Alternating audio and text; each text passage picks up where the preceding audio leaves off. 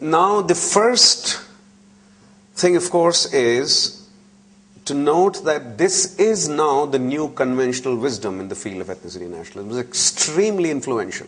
It is now the mainstream. And the key works, the most influential, of course, is Benedict Anderson's Imagined Communities, but there are others that I have listed here. David Layton, a political scientist at Stanford. Linda Colley, a historian of Britain, now I think at Princeton. Eugene Weber, Peasants into Frenchmen, historian of France, I think at the University of Washington, Seattle. Mahmoud Mamdani at Columbia, a scholar of Africa. Gyanendra Pandey, whose book Construction of Communalism in Colonial North India, all historians read now, or historians of India. And Partha Chatterjee, a political scientist who produced a very influential piece of scholarship, nationalist thought in the colonial world. What is the central claim? The central claim of constructivism is our ethnic and national identities are constructs of the modern epoch. They are neither ancient nor primordial. Neither ancient nor primordial. Now, this particular claim, and we'll see how the details of the claim in a moment, this particular claim is relatively straightforward for national identities across many fields of inquiry now. It is believed, there is consensus on the proposition that nations were born with the rise of the industrial age. Nations are a modern phenomenon. So whether Nehru says in Discovery of India that India is an ancient nation, or Hindu nationalist narratives say that India is an ancient nation, that is not, from the perspective of scholarship, technically correct. They might have been civilizations, but not nations. Nations are modern constructs. And pre-modern political communities were what? Took the form of city-states or empires, but not nations. What would be the difference between empires and nations? So empires are conquered territories, and some emperors do develop legitimacy, right? But they are not nations. You might want to add that nations are, even when you have an authoritarian nation, the idea of a nation is a horizontal idea. It has horizontality about it, which is to say masses feel that they are part of the community, even when they don't have the right to vote. Right? They're part of the community, which is not how empires functioned. And city-states you've had always in history, and city-states, either the units are very small, and some city-states today could be nations, such as Singapore. But city-states on the whole were not designed as nations. The key here is the idea of conquest or the idea of mass participation or mass identification. Will not always be participation, mass identification with the political reality. Now, so if we believe that nations were born in the modern times and not in pre-modern times, then this claim that our national identities are constructs of the modern epoch is a straightforward claim. But what about our ethnic identities? The argument is also made with respect to them. Ethnic as to be separated from national identities. There are many nations in the world which are multi-ethnic. Right? In some nations, of course, have only one ethnicity, but there are very few of them now in the contemporary times. So the claim is, the constructivist claim is not that there were no Turks, Han Chinese, Tibetans, Zulus, Scots, Hindus in pre-modern times. That's not the claim. The claim is that in pre-modern times, mass identities were locally or regionally based. Only some identities, for example, the aristocratic identity or the ecclesiastical identity, were extra-local or extra-regional. Mass identities, the claim is, were local.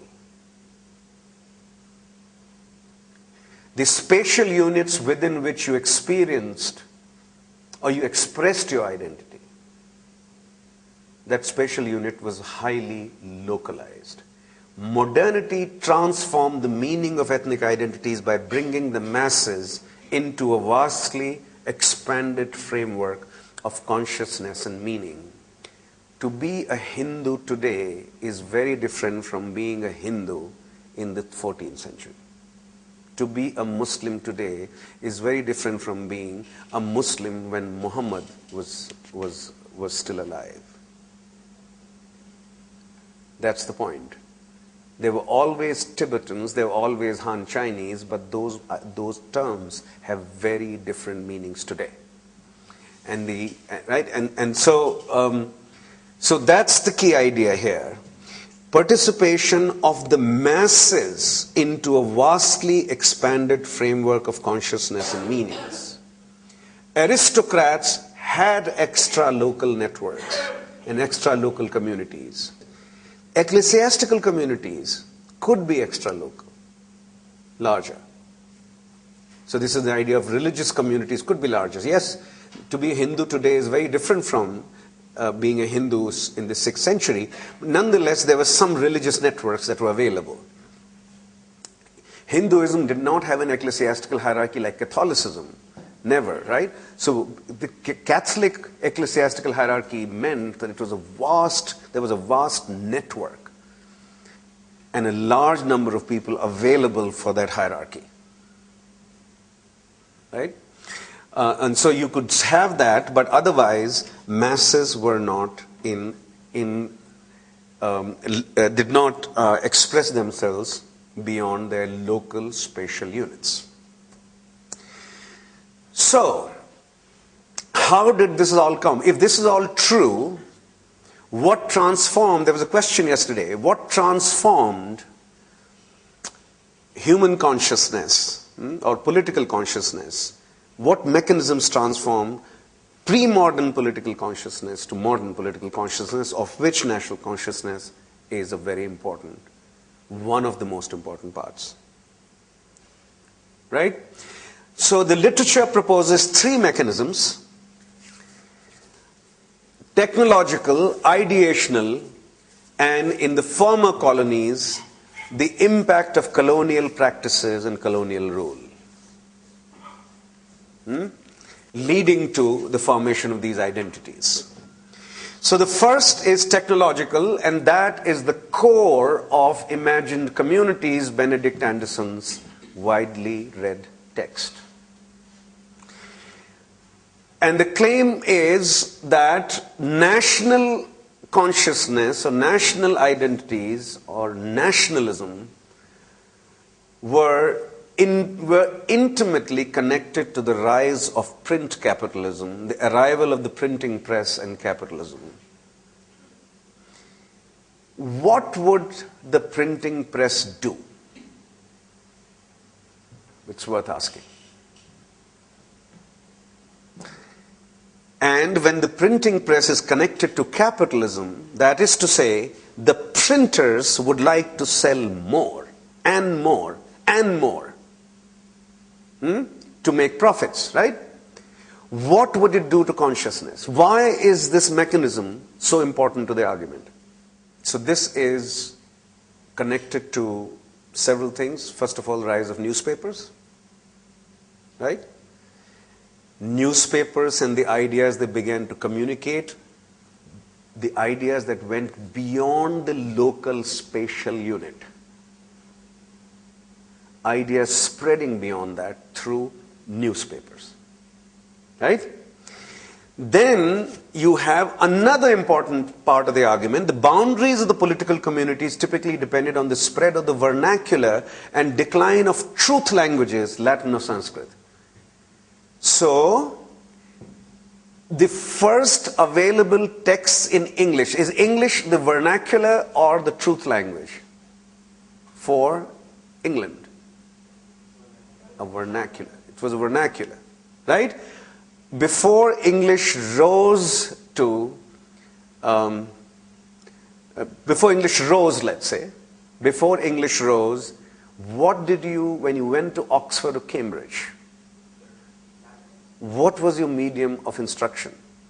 Latin. How many people could read Latin? Very few. How many could read Sanskrit, in which truth existed? The idea was Latin had truth in it. Sanskrit text would have truth embodied in it. Right? So, when did Shakespeare write? Shakespeare is the first great English language, English literature. 1562, I think, is the birth. We can check. 1607, 1608, or 1617 is the death, right? The next big English writer is Milton. He comes after Shakespeare, right? So the claim is that's the beginning. You have a vernacular in which the newspaper is written, in which books are being written, and finally, the English translation of Bible is when? Also in the 17th century. Otherwise, the Bible was in what language? Latin. Right? That's another reason why it was called truth language, right? The Bible was in Latin. So you have vernacularization of Bible also. This particular process in the 17th century then begins to generate an expanded framework of meanings and consciousness beyond the local spatial unit. Right? The claim, therefore, is that without the vernacular, without the newspaper, you would not have nationalism. It doesn't spread by word of mouth, is the claim. Mechanism 2, we have gone through. We can quickly, there's a lot here, but we can quickly go through this. Ideational, this invokes the idea that Charles Taylor proposed, and we have discussed.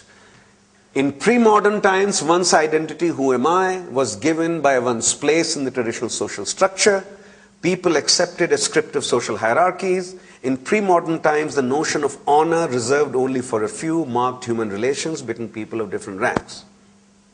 Modernity has introduced us to the notion of dignity, to which all, regardless of rank, are entitled. That's how you feel. That's what you believe. Our identity is, to quote this famous sentence, famous passage once again, partly shaped by recognition or its absence, often by misrecognition of others, and so a person or groups of people can suffer real damage, real distortion, if the people or society around them mirror back to them a confining, demeaning, or contemptible picture of themselves. Non-recognition or misrecognition can inflict harm and can be a form of oppression, imprisoning someone in a false, distorted, reduced mode of being, unquote.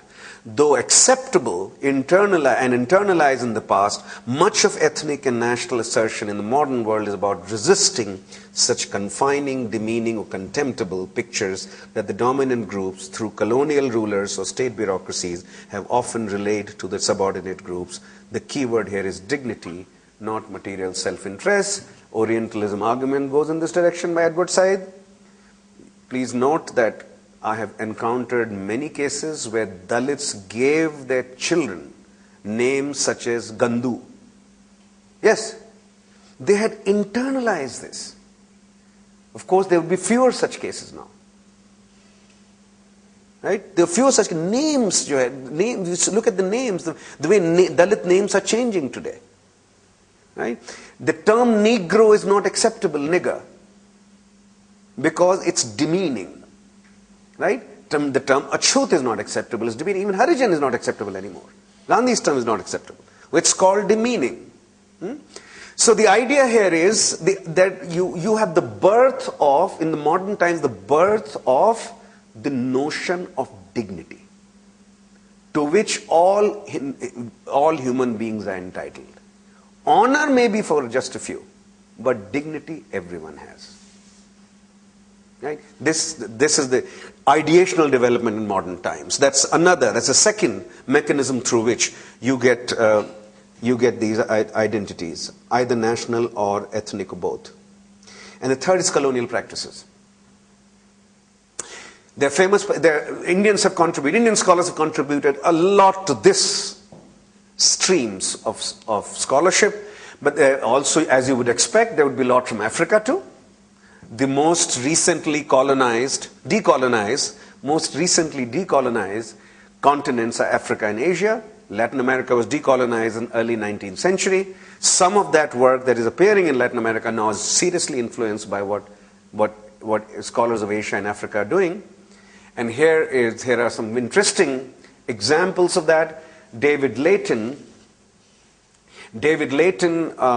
wrote a famous book about Yoruba land in Nigeria.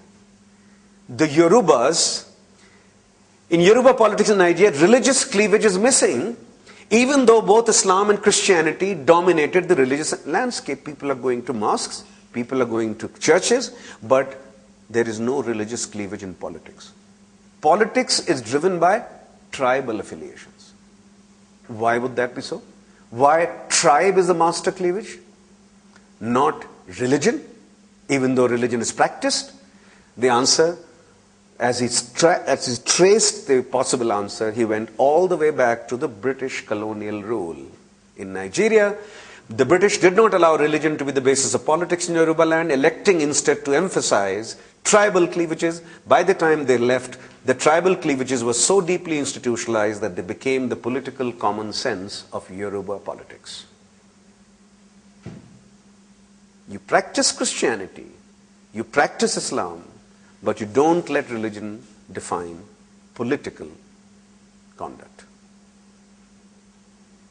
Right? And this deeply institutionalized British colonial practices. Partha Chatterjee, our own Partha Chatterjee, the image in the 1986 book, the images of Indians British rulers created and propagated once they conquered India were so demeaning that they led to the development of nationalism in India in the end.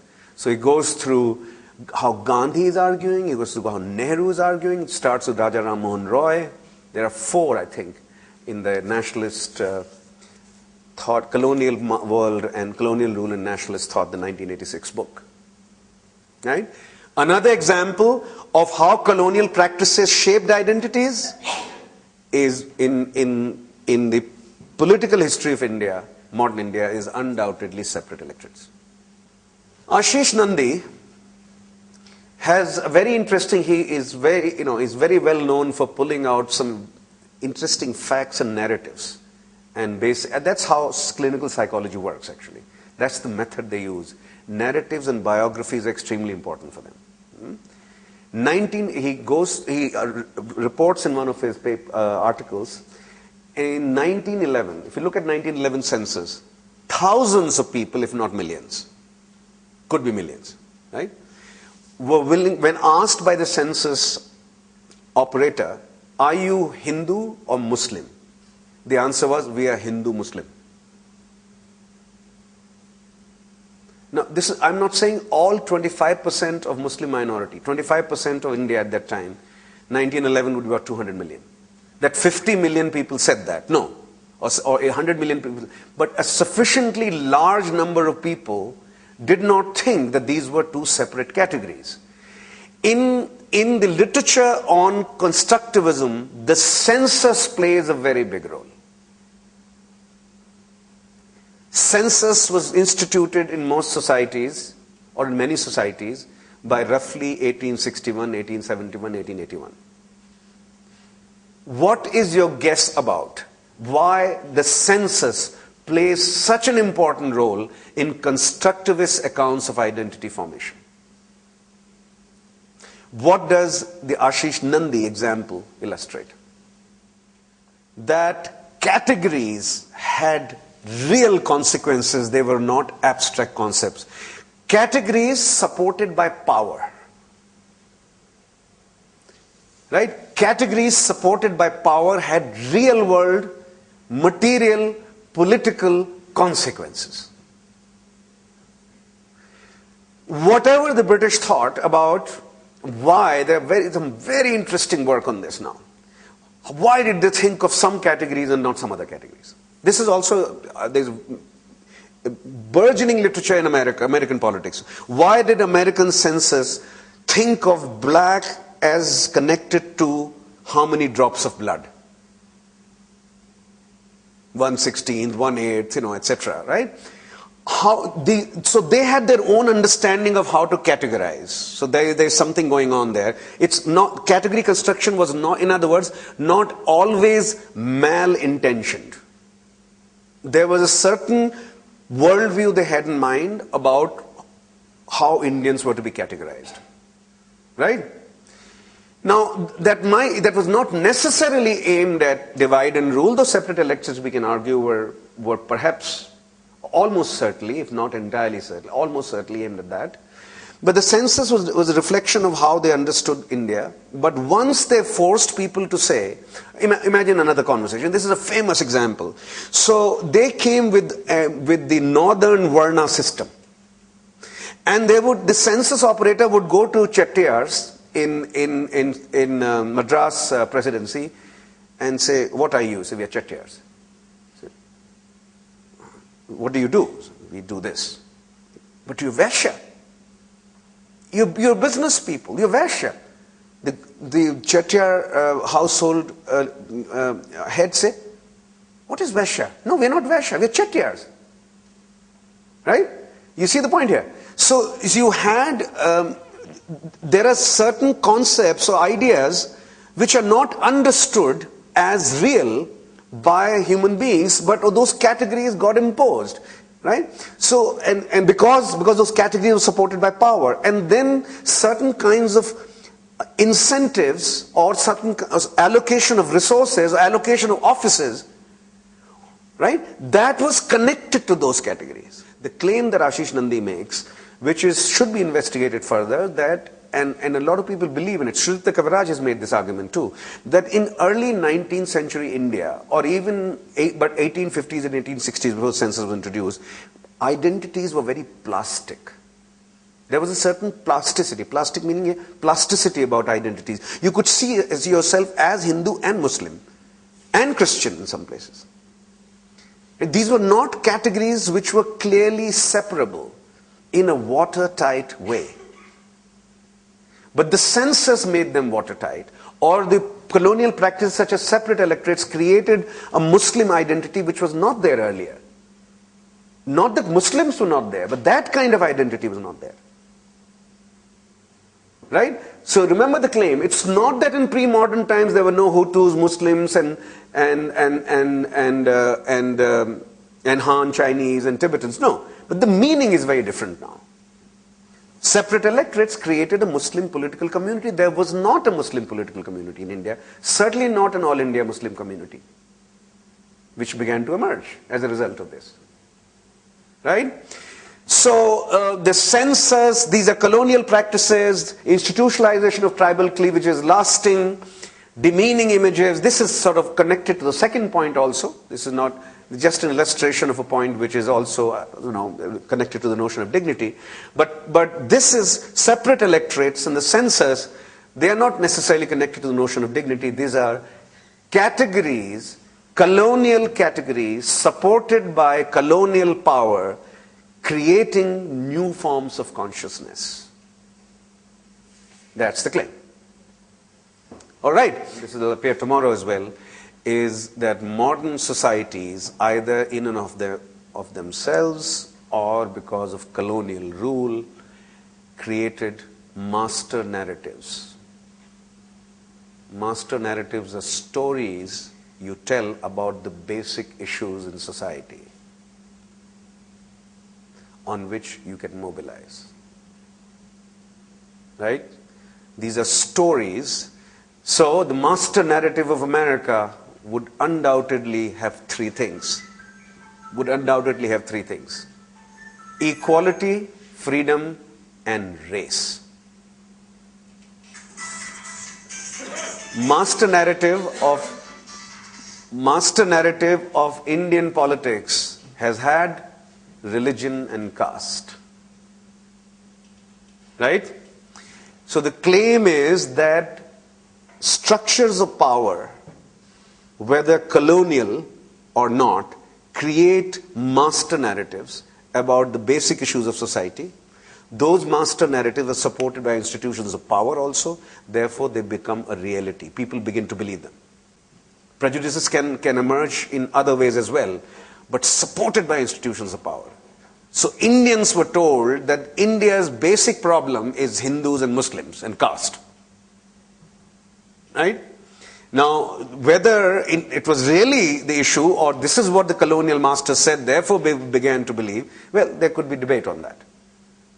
Right? But this was the master narrative. Right? Now, the claim is, the idea of conflict in constructivist literature is that once these master narratives are available, then local political entrepreneurs, they plug almost anything into these master narratives. So this is strategic and instrumental use of master narrative for your purposes. So in a famous book by Stathis Kalevas, he argues that there are always master narratives in civil wars about grievances. There are big narratives about grievances, about how the colonial masters handle the colonial subjects, or how Brahmins maltreated the Dalits, or how Hindus maltreated the Muslims, or vice versa, how Mughal ruled, etc. And while those narratives exist, for your own self-interest, you could plug what is going on in your society or in your local unit into those narratives and turn something which is very self-interested into something grander. This is the idea. The problem is, this master narrative does not explain the patterns of violence. It turns out that violence, not only in India, in my book 10 years ago I argued that 8 cities of India account for 50% of all deaths in Hindu-Muslim riots. This is not, there might be Hindu-Muslim prejudice everywhere in India. I have not studied that. I am prepared to believe that that may be true. But violence is not an all-India phenomenon. Rioting is not an all-India phenomenon. Prejudice may be. And these are 2 different categories. Right? And 8, so Indonesia I've studied. There is, and in these 8 cities of India, we'll discuss them on the 4th day in detail, only 6% of India lives. It's that concentrated. Then Indonesia we studied, and we have 20 districts, I think, 15 districts accounting for about 8% of the population, having something like 80% of deaths, even more concentrated than India. United States of America had a lot of racial violence in the 1960s. 3 cities, Newark, New Jersey, LA, California, and Detroit, Michigan, accounted for, we have not done the exact numbers, but a very large proportion of violence. Why do we, if this is simply another version of instrumentalism, why use this big term? Why have a whole tradition? The new mainstream tradition in the field of ethnic conflict, if not ethnicity. Conflict, as you said, there's a problem here about conflict. Or violence at least. Identity formation, it dominates the way we think about it. What's the difference, if any? This is from my chapter in the Oxford Handbook of Comparative Politics. Constructivism is not about the radical short-run fluidity of identities. It's about long-run formation and consequent stickiness of identities. In Anderson's case, the argument is epochal. He discusses how the birth of print capitalism in modern times created national identities. Eugene Weber shows how peasants were turned into Frenchmen over more than a century after the French Revolution. Colley's argument is about how Britishness emerged out of Englishness, Scottishness, and Welshness for over more than a century, and how the presence of France as a Catholic enemy and a colonial empire especially blunted the historically rooted intensity of English-Scottish rivalries. Each of these constructivist scholars demonstrates how new identities came about, but it does not follow that these new identities were radically fluid and could be easily changed depending on interests. Constructivism is basically about the long-run stickiness, instrumentalism about short-run fluidity. While equally opposed to essentialism, they are fundamentally different in their assumptions, explanatory ambition, and methodological impulse. That's it. So the fact that something is constructed does not mean that it's not genuinely believed. It's internalized. The instrumentalist scholar is not talking about, instrumentalist view is not talking about that. It basically says that identity is simply a mask for a deeper core of interest. Identity has no value of its own. It's a mask for a deeper core, which is either political or economic. Constructivism is saying, yes, the identities are constructed, but they are not a mask. They are genuinely internalized and believed in. Now, because they are believed in and genuinely internalized, you can have an instrumentalist game by somebody else. But emergence of identity, these long-run identities, they have nothing to do with instrumentalism per se. Right? This is the idea. Instrumentalism, the constructivists take identity seriously and believe that we internalize them and we indeed become Muslims and Hindus and Kashmiris and Kannadigas, right? And think that statement about us that we are Kannadigas or we are Muslims is of great value and has tremendous meaning. It's not a mask. For some it may be, but on the whole that's not what they're saying. It's not a mask. Right? The fact that it's believed in by so many may allow some to play the instrumental game. It's not, but constructivism itself is not instrumentalism, hence the separation.